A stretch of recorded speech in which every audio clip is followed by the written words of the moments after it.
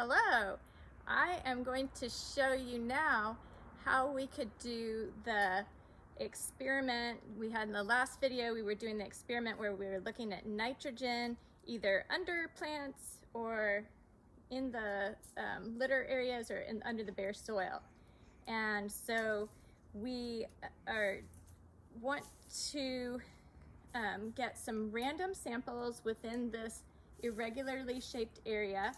And it's hot now, so we want to do it quickly for this one. So we're going to try using systematic design. Remember, the key to systematic sampling design is that it has regular intervals. But to make sure that it's a randomized design and make sure that these are random numbers, what you have to do is you have to randomize your starting point. And it also helps if you can randomize the direction that you're going with your transect. So we're going to have a randomized direction and a randomized start point, and then we're going to just go at regular intervals. So it'll take a little bit of time to get the random direction and start point figured out, but once we've done that, it'll be easy peasy. So for my, I got a random number, so I measured compass directions, and I got my random compass directions for this to be,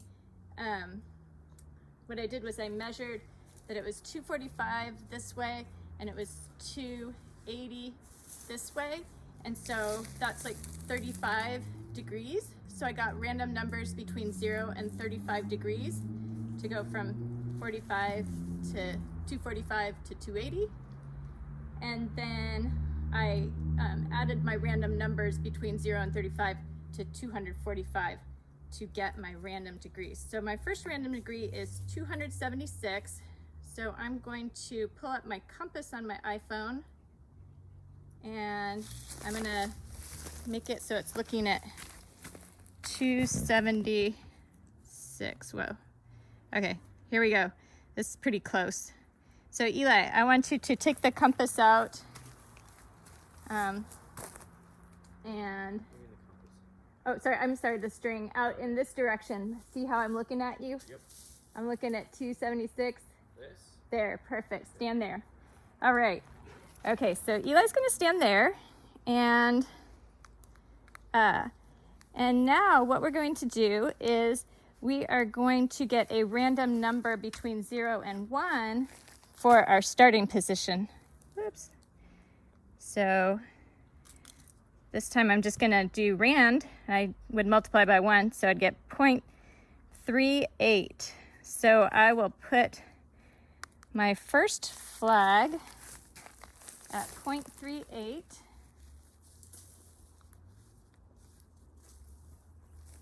So I'll go on here. So 0.38.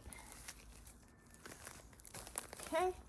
And now I'm going to go every meter after that. So we'll keep our tape. And so I'll kind of look, go down, and then go to my next little meter tape. Oh, Eli, can you please keep it? Thank you. Not too tight, but taut.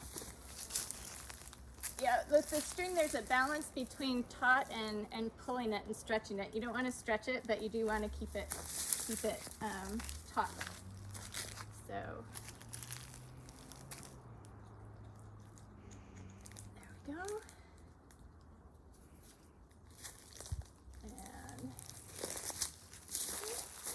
Oh, Eli, keep it up. Okay. And I think we can do one more.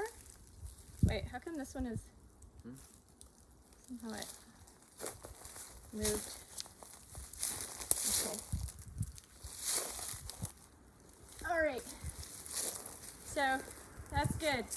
We have, looks like one of those I got a little off on.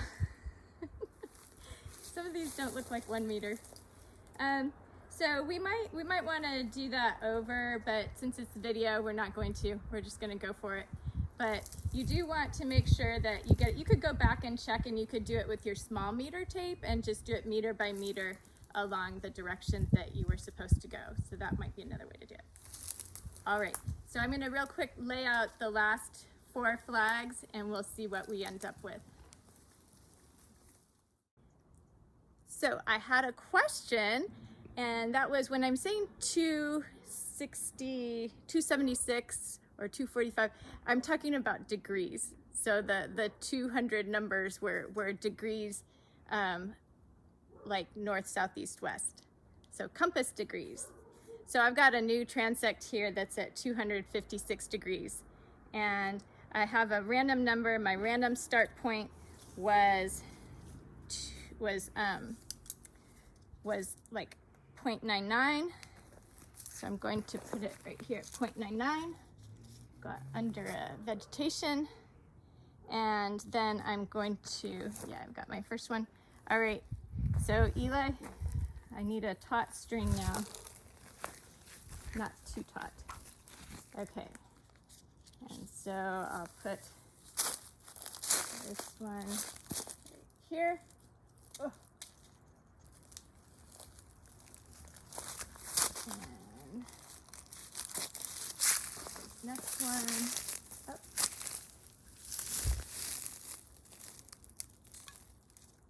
Right here. We might want to do that one over since it's right by a paver.